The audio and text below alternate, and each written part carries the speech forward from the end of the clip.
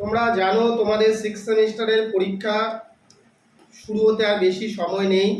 11 তারিখ থেকে তোমাদের পরীক্ষা শুরু হচ্ছে এবং প্রতি বছরের ন্যায় আমরা লাস্ট মিনিট সাজেশন আমরা গ্রুপে দিয়ে দিয়েছি অলরেডি।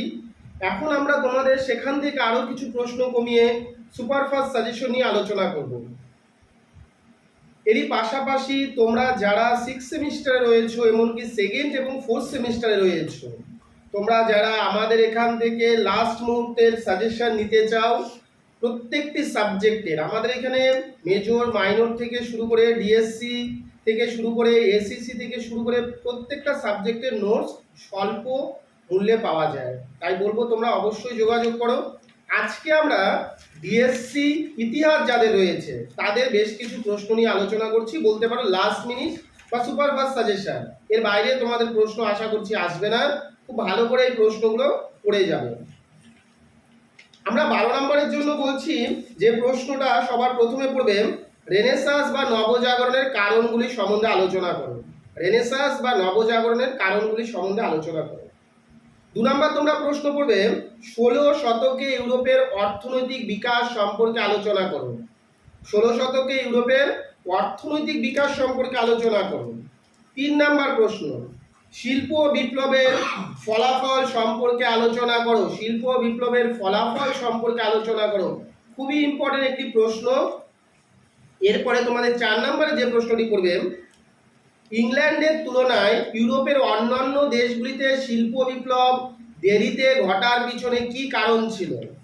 এরপর তোমরা 5 নম্বরে প্রশ্ন যেটা করবে, সংস্কার আন্দোলন এর পূর্বে ইউরোপের অর্থনৈতিক অবস্থা আলোচনা করো। সর্বশেষ 6 নম্বর তোমরা প্রশ্ন করবে, ইউরোপের মূল্য বিপ্লব সম্বন্ধে যা জানো এবং মূল্য বিপ্লবের ফলাফল সম্বন্ধে যা জানো লিখো। খুবই একটা ইম্পর্টেন্ট প্রশ্ন মূল্য বিপ্লব, শিল্প বিপ্লবের ফলাফল, এই প্রশ্নগুলো যথেষ্ট কমন প্রশ্ন। এরপর 6 এর জন্য তোমরা কি দেখে যাবে, ইংল্যান্ডে প্রথম শিল্প বিপ্লব কেন ঘটেছিল। ভেরি ভেরি ইম্পর্টেন্ট প্রশ্ন। 6-এ না আসলে 12তে আসবে, 12তে না আসলে 6-এ আসবে, কিন্তু প্রশ্নটা থাকবেই। 2 নম্বর প্রশ্ন পড়বা তোমরা, শিল্প ও সাহিত্যের ওপর রেনেসাঁসের প্রভাব আলোচনা করো। শিল্প ও সাহিত্যের ওপর রেনেসাঁসের প্রভাব আলোচনা করো। 3 নম্বর প্রশ্ন তোমরা পড়বে, আটলান্টিক বাণিজ্য। আটলান্টিক বাণিজ্য সম্বন্ধে তোমরা পড়বে। 4 নম্বর প্রশ্ন তোমরা পড়বে, প্রতি ধর্ম সংস্কার আন্দোলনের কারণ ও ফলাফল বা এর সম্পর্কে লেখো। প্রতি ধর্ম সংস্কার বলা হয়েছে।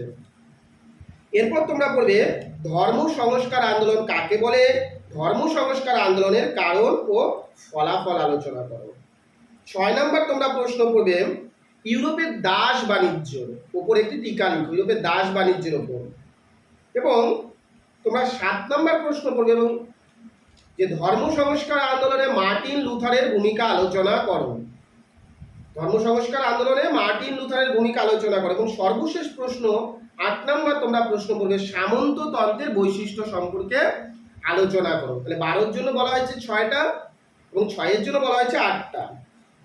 3-এর জন্য যে প্রশ্নটা রয়েছে, তোমরা 3-এর প্রশ্ন প্রত্যেকটি পড়ার চেষ্টা করবে। তারপরেও যেমন তোমাদের মানবতাবাদ কাকে বলে পড়বে, রেনেসাঁস কি, 95 দফা কি, অ্যানাবেবিস্ট আন্দোলন খুবই একটি কমন প্রশ্ন, ধনতন্ত্র কি, সামন্ততন্ত্র কি, হ্যাঁ, শিল্প বিপ্লব কাকে বলে, ধর্ম সংস্কার আন্দোলন কাকে বলেন, শিল্প উড়ান কি।